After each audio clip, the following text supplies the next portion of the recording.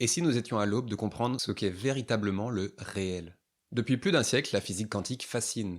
Elle décrit le fonctionnement des particules à des échelles microscopiques, et est drastiquement différente de la physique macroscopique que l'on applique sur des échelles plus grandes.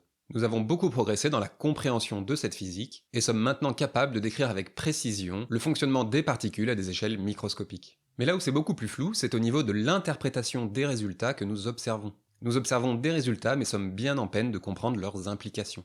Il existe donc tout un tas d'interprétations, plus ou moins étonnantes, pour tenter d'expliquer ces résultats. Parmi ces interprétations, l'une semble un peu à part, en faisant intervenir l'influence de la conscience. Mais alors, qu'est-ce que la conscience a à voir avec des résultats de physique? Il s'agit de deux concepts qui ne devraient, à première vue, n'avoir aucun rapport. La physique tente de décrire l'univers, notamment via des équations, quand la conscience ne serait que quelque chose présent dans l'univers. Mais alors pourquoi cette association et pourquoi tant de débats clivants à ce sujet? En physique quantique, dans ce qu'on appelle l'état de cohérence quantique, les particules se trouvent dans tous les états possibles en même temps, et pour se déplacer empruntent tous les chemins possibles à la fois, ce qui en soi est déjà particulièrement étonnant. On parle de superposition d'états pour dire que les particules sont dans tous les états possibles, et de non-localité pour dire que les particules sont partout à la fois. Lorsque l'on met en place une expérience quantique, par exemple l'expérience de la double fente, on observe quand on réalise une mesure des bandes d'interférence. Les particules se fichent dans un état donné à un endroit donné. Si vous n'êtes pas familier avec cette expérience, je mets des liens en description. Ce qui a l'air de se passer, c'est qu'avant la mesure, les particules existent sous la forme d'une onde obéissant aux propriétés d'une onde, et aux lois de la physique quantique. Et puis après la mesure, la particule se fiche dans un état en particulier et nous pouvons l'observer. On appelle ce phénomène de passage de l'onde à la particule la décohérence quantique, ou l'effondrement de la fonction d'onde. Jusque-là, tout va bien. Mais là où tout se complique, c'est quand on cherche à savoir quand, comment et pourquoi a lieu cette décohérence. À quel moment passe-t-on d'une onde avec un état indéterminé à une particule et un état déterminé? Ce problème s'appelle le problème de la mesure en physique quantique. Alors pour essayer de comprendre ces résultats, il existe plusieurs interprétations, chacune tentant d'expliquer les résultats mesurés. Et pour être très clair tout de suite, en science, contrairement à ce que certaines personnes disent, on ne sait pas quand ni comment a lieu ce phénomène de décohérence. Il existe de nombreuses interprétations et hypothèses, plus ou moins plausibles, mais aucune d'elles n'est prouvée comme étant vraie ou fausse. Certaines sont éventuellement plus probables que d'autres. Il convient donc de les considérer comme telles, un ensemble d'hypothèses plus ou moins probables. Alors dans un premier temps, on pourrait se dire que l'effondrement de la fonction d'onde a lieu lorsque l'on réalise la mesure, tout simplement. Cette hypothèse s'appelle l'hypothèse de Copenhague. Cette hypothèse nous dit que c'est l'instrument de mesure lui-même qui déclenche la décohérence. C'est-à-dire qu'à cette échelle, l'effet de l'instrument de mesure sur le système n'est pas négligeable, et que entre deux mesures, il est impossible de connaître l'évolution du système. Ce qui semble à première vue assez logique. Si par exemple on veut mesurer la température d'un système, il faut placer le capteur dans le système. Capteur qui, en arrivant, peut modifier très légèrement la température déjà présente. À des échelles quantiques, cette influence de l'instrument de mesure est d'autant plus grande et serait donc liée à la décohérence. Le système mesuré et l'instrument de mesure sont donc inséparables. Ici, il n'y a absolument aucune influence de la conscience dans les résultats, c'est l'hypothèse la plus simple et à première vue également la plus probable. Mais quand a lieu précisément cette influence de l'appareil de mesure sur le système? Si l'on est sur une expérience de double fente, par exemple, un laser est envoyé sur un écran qui est enregistré par une caméra et ensuite un ordinateur. On en revient à la définition même de mesurer. Qu'est-ce que ça veut dire mesurer? À quel moment précisément a lieu la mesure? Et c'est très important parce que avant la mesure, l'état est indéterminé, et après la mesure, il est déterminé. Et dans un cas et dans l'autre, ce ne sont pas les mêmes lois de la physique qui s'appliquent. Nous voulons donc logiquement que les choses soient soit quantiques, soit classiques. Et c'est peut-être là que nous commettons une erreur fondamentale. Et si ce n'était pas binaire? Et s'il n'y avait pas de barrière, de seuil entre quantique et classique? Et d'ailleurs, le prix Nobel de physique 2025 nous a montré qu'un effet quantique était possible à l'échelle macroscopique. C'est une découverte absolument majeure, la preuve que la physique quantique peut dans certains cas s'appliquer à des échelles plus grandes. Une autre interprétation possible, c'est le fait que l'effondrement de la fonction d'onde n'a jamais lieu. Il s'agit de la théorie d'Everett. Mais si l'effondrement n'a jamais lieu, alors tous les états et toutes les positions pour les particules existent. La conclusion est assez folle. Si tout existe mais que nous n'observons qu'un seul état, eh bien c'est qu'il existe à chaque instant une infinité d'univers parallèles et nous faisons simplement partie de l'un d'entre eux. C'est la fameuse théorie du multivers. Dans ce cas, l'observateur n'a aucun rôle particulier. Une hypothèse qui semble extraordinaire, mais qui est pourtant considérée par beaucoup de scientifiques comme étant tout à fait possible. Le problème, c'est qu'il s'agit d'univers parallèles qui ne communiquent pas avec le nôtre, donc très compliqué, voire peut-être impossible à tester scientifiquement. Un argument parfois évoqué en faveur de cette théorie, c'est que les paramètres de notre univers sont configurés de manière si précise que, par exemple, si l'on change très légèrement la masse d'une seule particule, toute la physique s'effondre et l'univers pourrait ne pas exister du tout. Avec cette hypothèse, le problème est résolu. Toutes les configurations existent et il s'avère que nous vivons tout simplement dans l'un des univers parallèles possibles, en l'occurrence propices à la vie. Sinon, s'il n'y a qu'un seul univers, alors comment ont été configurés tous ces paramètres aussi minutieusement? Et du coup, qui les aurait configurés? Et puis il y a une autre hypothèse, rejetée et dénigrée par la majorité des scientifiques, qui est peut-être encore plus folle que le multivers, si tant est qu'on puisse faire plus fou qu'une infinité d'univers parallèles. Et s'il y avait bien un effondrement de la fonction d'onde, mais que ce n'était pas l'instrument de mesure qui en était responsable, mais le fait qu'un observateur conscient regarde le résultat. Dans ce cas, c'est le cerveau ou la conscience elle-même qui est responsable de la décohérence quantique. Mais il y a un problème avec cette hypothèse. Si la décohérence a lieu lors d'une observation consciente, ça veut dire que l'information présente dans l'instrument de mesure ou dans l'ordinateur est dans un état superposé tant qu'une conscience ne l'a pas regardée. Et comment une information dans un ordinateur, qui n'est finalement que des 1 et des 0, pourrait être dans un état superposé? Et si l'ordinateur imprimait le résultat sur une feuille de papier avant qu'une conscience ait pu observer le résultat, alors la feuille de papier se retrouverait également dans un état de superposition quantique. Et c'est l'indéterminisme quantique qui se propage alors partout dans les objets macroscopiques, tant qu'une conscience n'a pas interagi avec le résultat. Une feuille de papier dans un état de superposition quantique, cela paraît complètement inconcevable. Ça nous rappelle ce fameux chat de Schrödinger dont on n'a toujours pas compris s'il était mort ou vivant. Mais certains physiciens considèrent tout de même que cela pourrait être possible. Si c'est la conscience qui déclenche la décohérence, l'univers étant composé de particules, alors dans un sens, c'est la conscience qui matérialise le monde, et qui crée la réalité. Et c'est toute la notion d'univers objectif qui vole en éclats. La notion de réel n'a de sens que pour un observateur donné. Mais alors, si l'univers entier dépend de qui l'observe, pourquoi observons-nous tous la même chose? Eh bien, dans cette théorie, la réponse est à la fois très simple et très perturbante. Nous observons tous le même univers car fondamentalement, il n'y a qu'une seule conscience, qui crée l'univers en l'observant. Dans cette théorie, nous serions donc des facettes d'une seule et même conscience unifiée.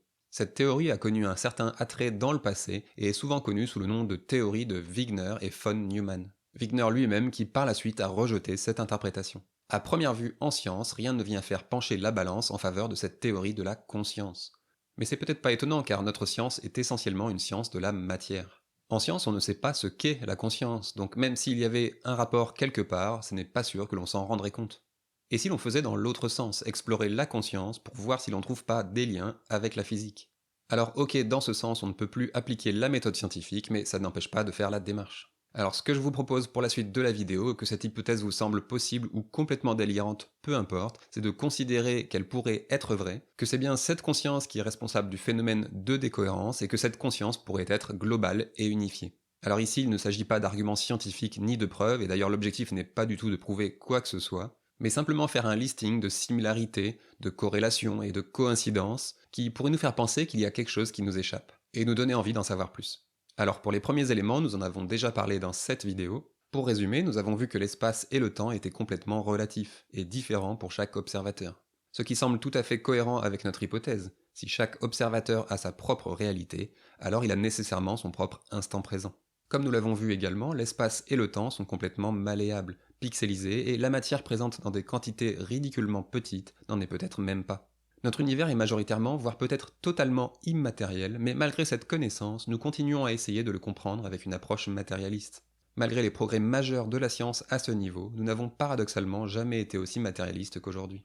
Et justement, depuis peu en physique, de plus en plus de théories pointent le doigt vers une physique de l'information et non plus une physique de la matière. Et comme le dit très bien le physicien John Wheeler dans sa citation It from Bit, c'est-à-dire la réalité provient de l'information et non pas l'univers contient de l'information, ce qui est très différent. Et ces nouvelles théories de la physique de l'information nous donnent un cadre plus propice à notre hypothèse sur la conscience. Nous avons également parlé dans cette vidéo qu'il pourrait y avoir certains arguments qui nous feraient pencher en faveur d'une conscience extérieure au cerveau. L'émergence, l'hémisphérectomie, la callosotomie, le trouble de personnalité multiple, le trouble du savant acquis, la lucidité terminale, les expériences de mort imminente et plus généralement les états modifiés de conscience. Tout un tas d'indices très concrets qui se marient encore une fois assez bien avec notre hypothèse. Dans les principaux effets des états modifiés de conscience, nous l'avons vu, il y a notamment la dissolution de l'ego. Cette sensation est souvent décrite comme la fusion avec l'environnement, voire même la fusion avec l'univers tout entier.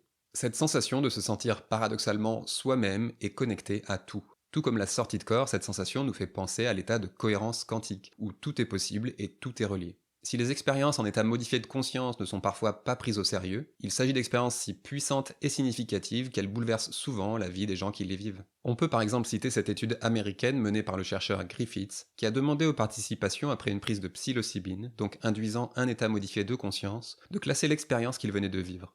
60% l'ont classée parmi les 5 plus significatives de toute leur vie, et 20% l'ont classée en numéro 1 devant la naissance de leurs enfants. Oui, nous parlons bien de l'expérience potentiellement la plus significative de toute une vie. Dans ce cadre, est-ce bien raisonnable de ranger ces expériences dans la catégorie des simples hallucinations? En neurosciences, nous savons que le cerveau filtre et interprète la réalité, et va parfois beaucoup plus loin en la fabriquant de toutes pièces. Les exemples sont nombreux, par exemple les faux souvenirs. Souvent, le cerveau ne perçoit pas la réalité, mais perçoit plutôt ce qu'il pense être la réalité. Pour s'en convaincre, il suffit d'expérimenter avec les illusions d'optique, par exemple. La perception de la réalité est très subjective et varie d'une personne à l'autre. En neurosciences également, de nombreuses théories étudient le cerveau prédictif, c'est-à-dire la capacité qu'a le cerveau à faire une prédiction, puis à interroger l'essence pour vérifier que cette prédiction est juste ou fausse. L'information première viendrait alors du cerveau et non pas des sens. Mais il y a quelque chose d'encore plus étonnant. Lorsque l'on fait des expériences sous électroencéphalogramme, on se rend compte que le cerveau, quand il fait quelque chose, quand il imagine faire quelque chose, ou quand il voit quelqu'un faire cette même chose, eh bien pour lui c'est la même chose. Les mêmes zones du cerveau s'activent de la même façon. Ce qui est lié avec les fameuses neurones miroirs. Si c'est la conscience qui crée le monde qui nous entoure, eh bien c'est beaucoup moins étonnant que le fait d'imaginer et de faire quelque chose, pour le cerveau ce soit la même chose. Et également, s'il n'y a qu'une seule conscience unifiée, c'est un petit peu plus cohérent que le cerveau s'active de la même façon lorsque l'on fait quelque chose ou que l'on voit quelqu'un faire quelque chose. Et c'est d'ailleurs tout le concept de l'empathie qui prend tout son sens.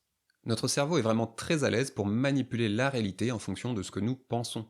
L'effet placebo ou nocebo est un exemple fort. En fonction de ce que croit la personne, la conscience déclenche dans le corps des effets spectaculaires. Ici, c'est le cerveau qui va déclencher un effet dans le corps qui n'a pas de source physique. Certains disent que nos ancêtres ont inventé les religions car ils n'avaient pas la science pour comprendre le monde qui les entoure. Mais et s'il y avait un fond de vérité dans les religions et les différentes formes de spiritualité? Alors bien sûr, les religions sont très différentes les unes des autres, ce qui n'est pas compatible avec la science. S'il y avait une vérité quelque part, elle devrait être universelle. Mais alors peut-on trouver des points communs à toutes les religions? Eh bien oui, il y en a un, et notamment un en particulier, le pouvoir créateur. On le retrouve un peu partout, et notamment dans toutes les formes de spiritualité, et notamment dans le chamanisme qui remonte à plusieurs dizaines de milliers d'années, donc bien antérieur à toutes les religions. Et c'est ce pouvoir créateur qui nous ramène au cœur du sujet. Le pouvoir créateur, c'est cette notion de création ou co-création du monde qui nous entoure. Autour de ce principe, il y a une loi, la loi de l'attraction, qui nous dit en simplifiant un peu que dans nos vies nous attirons ce que nous pensons et ce que nous créons nous-mêmes. C'est assez simple à comprendre, si par exemple je suis sympa avec les autres, ils vont avoir tendance à être sympas avec moi et inversement. Mais cette loi de l'attraction nous dit que cet effet s'étend bien au-delà des interactions sociales.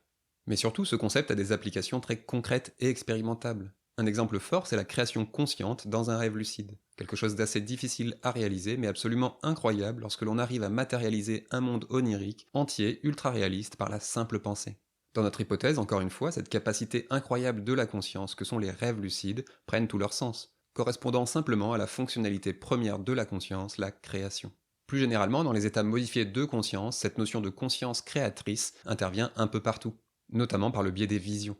C'est majoritairement les pensées qui vont conditionner le type de vision que l'on va avoir, on appelle ça la pensée créatrice. Et c'est d'ailleurs pour ça que dans une expérience psychédélique, tout le monde parle autant du fameux set and settings, car ce sont ces éléments qui vont conditionner les pensées et donc l'expérience elle-même.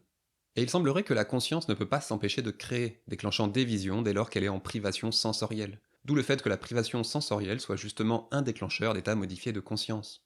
Le syndrome du membre fantôme est un autre exemple. Malgré un signal sensoriel qui n'existe pas, le cerveau continue de projeter des perceptions. Le cerveau serait donc également à l'origine des perceptions, et non pas seulement un récepteur des signaux envoyés par les sens.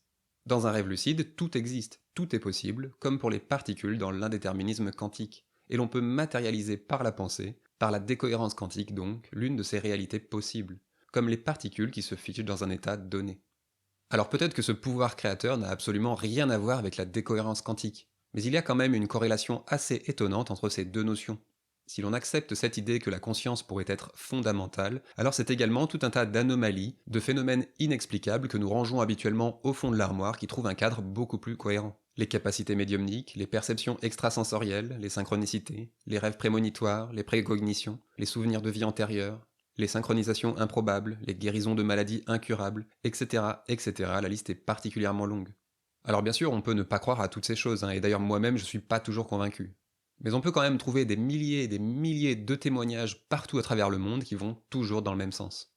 Avec une telle quantité de phénomènes inexpliqués, il est quand même probable qu'il y ait quelque chose qui nous échappe. Alors vous pourriez vous dire que cette vidéo part vraiment dans tous les sens, et vous auriez raison. Quand on part de l'hypothèse que la conscience crée la réalité, eh bien c'est finalement n'importe quel phénomène que l'on peut justifier. Et il est facile de partir dans tous les sens sans prouver quoi que ce soit. Mais plus on recherche sur tous ces sujets, et surtout plus on expérimente directement la conscience, plus on se rend compte qu'il y a une certaine logique, une certaine harmonie multidisciplinaire dans cette hypothèse. N'est-ce pas étonnant que toutes les curiosités, toutes les anomalies dont nous venons de parler trouvent toute une explication cohérente avec une seule hypothèse? Lorsque l'on fait des recherches sur ces sujets, on tombe sur un fait étonnant. Presque toutes les personnes qui s'intéressent au sujet sont des personnes qui ont expérimenté elles-mêmes un état modifié de conscience assez significatif. On en revient à nos expériences personnelles qui impactent lourdement notre perception du monde, et c'est bien normal. Mais n'est-ce pas là une occasion unique d'échanger et de partager nos expériences qui sont toutes différentes? N'est-ce pas en expérimentant la conscience elle-même que nous avons les meilleures chances de la comprendre? Si nous avons parfois le réflexe de ranger les états modifiés de conscience dans la catégorie des hallucinations ou des anomalies du cerveau, il n'en a pas toujours été ainsi. Par le passé, ces états étaient particulièrement pris au sérieux. Est-ce une facette entière de nous-mêmes que nous tentons de masquer? Faisons attention à ce fameux biais de confirmation dont il est bien difficile de se défaire, nous attirant vers la confirmation de nos paradigmes plutôt que par la recherche de la vérité. Si toute cette théorie de la conscience est fausse, nous finirons bien par le prouver. Mais pour réfuter une théorie, il convient de s'y intéresser, de la comprendre et ensuite d'apporter des arguments. Tous les grands changements de paradigme paraissent nécessairement ridicules au départ. Si cette hypothèse est vraie, ce serait une révolution complète de notre compréhension de l'univers. Un changement de paradigme complet qui pourrait avoir de lourdes conséquences également sur nos sociétés. Et dans ce cas, vouloir séparer la science et la spiritualité n'aurait fondamentalement aucun sens, nous plongeant dans une impasse en termes de méthode, nous obligeant à repenser une partie de la méthode scientifique pour prendre en compte des expériences parfois subjectives et non reproductibles. Méthode scientifique qui d'ailleurs a prouvé ses propres limitations par les théorèmes d'incomplétude de Gödel. Pour un tel sujet, une approche plus bayésienne semble plus adaptée, nous permettant d'avancer plus facilement dans la subjectivité et l'incertitude, et peut-être percer ainsi les mystères de notre univers et de la conscience. Pouvoir créateur et décohérence quantique, conscience et physique, le mystère de l'univers et de la conscience reste entier, pour le moment. Notre désir de compréhension nous pousse toujours plus loin, mais on a beau chercher, on ne trouve peut-être finalement que soi-même.